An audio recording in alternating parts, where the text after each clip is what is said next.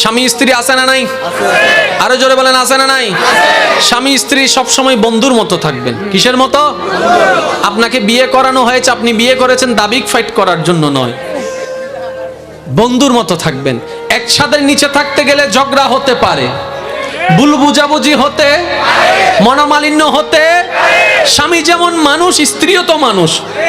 স্বামীর যেমন বুঝ অবুঝের একটু পার্থক্য হয় মাঝে মধ্যে, স্ত্রীদেরও তো হয়। কথা বলেন ঠিক না? কিন্তু যে কোনো যাই হোক, এতটুকু মনে রাখবেন, ডিভোর্স পর্যন্ত যাওয়া যাবে।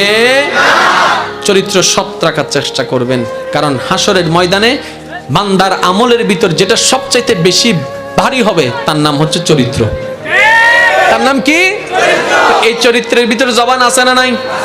এই চরিত্রের ভিতরে চোখ আছে না নাই? আর একটু জোরে, এই চরিত্রের ভিতরে হাত আছে না নাই? এই চরিত্রের ভিতরে মন আছে না নাই? তার মানে আমরা সব কিছুকে কন্ট্রোল করতে হবে। এবার বলেন আওয়াজ দিয়ে, করতে দিচ্ছে না কে? জোরে বলেন না কে? তো শয়তান কি আল্লাহর পক্ষে কাজ করছে না বিপক্ষে? আমাদেরকে যাইতে হবে আল্লাহর।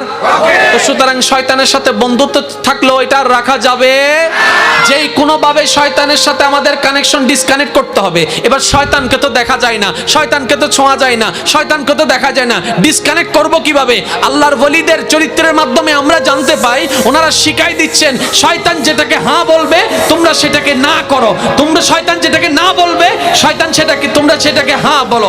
শয়তান যখন বলবে নামাজ পড়িও না, তুমি নামাজে দাঁড়াই যেও। সে শয়তানে কি বলবে? নামাজ পড়িও না। হ্যাঁ, শয়তানে বলবে হ্যাঁ মারছো না। না। শয়তান বলবে মার, আপনি বলবেন আল্লাহ আমাকে শক্তি দিয়েছে মানুষকে মারার জন্য নয়, আল্লাহ আমাকে শক্তি দিয়েছে কেউ গর্তে পড়লে তাকে ওখান থেকে টেনে তোলার জন্য। এবার আপনাকে শয়তানে বলছে সে তো গালি দিয়েছে, তুই চুপ করে আছিস কেন? না জানলে আমার থেকে জিজ্ঞেস কর, আমিও 3-4টা গালি তোরে শিখাই দিই। আপনি বলবেন আল্লাহ আমাকে জবান দিয়েছে জিকির আর দরুদ পড়ার জন্য, গালি দেওয়ার জন্য নয়। এবার শয়তান আপনাকে বলে তুই তো তারে খাওয়াস, তুই তো বউরে খাওয়াস, তুই তো মারে খাওয়াস, পরিশ্রম তুই করস, বাইরে খাওয়াস, বোন তোর টাকা দিয়ে চলে, ভাই তোর টাকা দিয়ে চলে, মা তোর টাকা দিয়ে চলে, বউ তোর টাকা দিয়ে চলে, বোন তোর টাকা দিয়ে চলে, চাচি তোর টাকা দিয়ে চলে, বিধবা তোর টাকা দিয়ে চলে, অমুক তোর টাকা দিয়ে চলে, তুই কেন সবার সামনে ছোট হবি? তখন আপনি বলবেন আমি কাউকে চালাই না, আমার আল্লাহ আমাকে উসিলা বানাই দিয়েছেন, চালানেওয়ালা আল্লাহ, আল্লাহ আমাকে দিয়ে তাদেরকে খেদমত করাচ্ছেন। সুবহানাল্লাহ।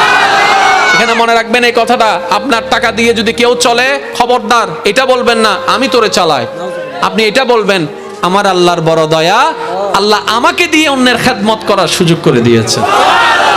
দেখবেন আপনার রিজিকে কি পরিমাণ বরকত হবে, আপনি ধরেও রাখতে পারবেন না, কভারও দিতে পারবেন না। ওই যে একটু আগে বললাম আল্লাহ দিতে প্রস্তুত, আমরা নিতে জানি।